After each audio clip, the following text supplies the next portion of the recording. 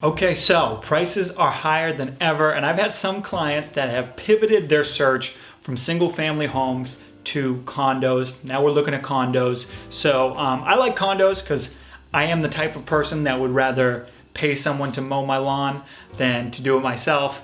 I'm Craig Power with Power Realty Advisors, now in Marshfield, Mass here. When you're buying a condo with a mortgage, it's a slightly different process because the lender, not only are they looking at your qualifications as a buyer, they are also looking at the qualifications for the condominium project. You know, remember, the bank wants to know you're making a good investment. They want to know their money is safe. Once you get the purchase and sale contract signed, we want to get the condo questionnaire in the hands of a condo representative, meaning a trustee or a property manager. Actually, that's sort of my first issue here. A lot of trustees, a lot of property managers still aren't good at knocking these things out, and they tend to drag on a little bit.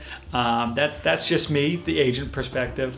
A lot of HOAs charge for these now, actually. But yeah, so the questionnaire needs to get filled out, and there are a few key items the bank wants to know. They're written here just as examples anyways. There's plenty more on top of this. One example here that I wrote was, is the condo going through any sort of ongoing construction? Like, are you being sold on any amenities that are yet to be added, right? According to the listing, HOA is putting in a pool, but it's not built yet, Okay, well, you may be paying for it to have a pool, and the pool doesn't exist yet.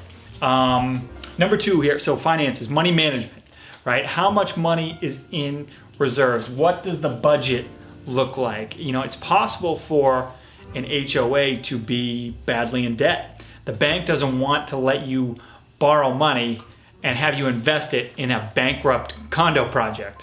Third example here, does the condo have any pending litigation? How many owners are delinquent on their monthly dues? I used to manage a condo building in the Fenway area where a guy had it out for the board and was refusing to pay his condo fees. He owned 4 units in a 22 unit building, which is a pretty good percentage of ownership, right? He had plenty of money. He was just a total clown of a person, but that actually leads into another essential question, right? So number 4 here, does any one individual, I wrote it as ownership or control, and control is really the concern, right? Does any one individual own a large amount of the available units, and therefore do they have a concerning level of control in the condo's decisions, right? So if I own 14 units in a 22 unit building, right, such as that, well over 50% ownership of the common elements, chances are I'm pretty much dictating the terms for all the other owners. And I actually think, it would be good to get a giant mural of Giannis Antetokounmpo painted on the side of this building. Let's have the condo pay for that, since I'm making the decisions around here. Another fair concern is listed here again, renters versus owner occupants. How many owner occupants versus renters in the building? You might ask, why does my lender care, right, about this dynamic as long as the other owners are continuing to pay their dues on time, right? So you know what it is to be a renter though.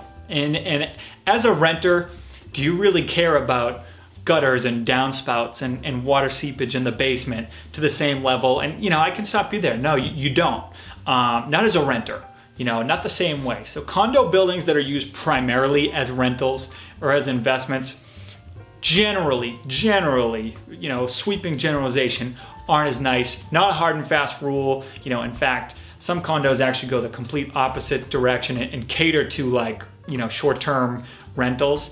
But if you're buying 1 unit in a 3 unit building, right? The other 2 units have renters.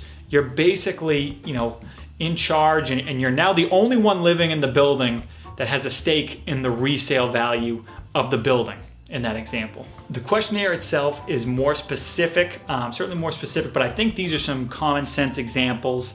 The full review that the lender does, aside from the questionnaire, right, they'll want to get the master insurance policy for the building, for example.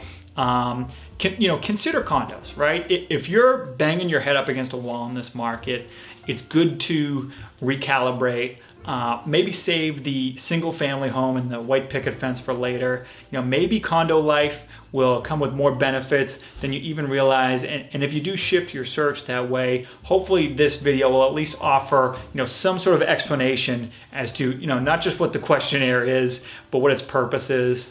Like I said, common sense. So thanks for watching.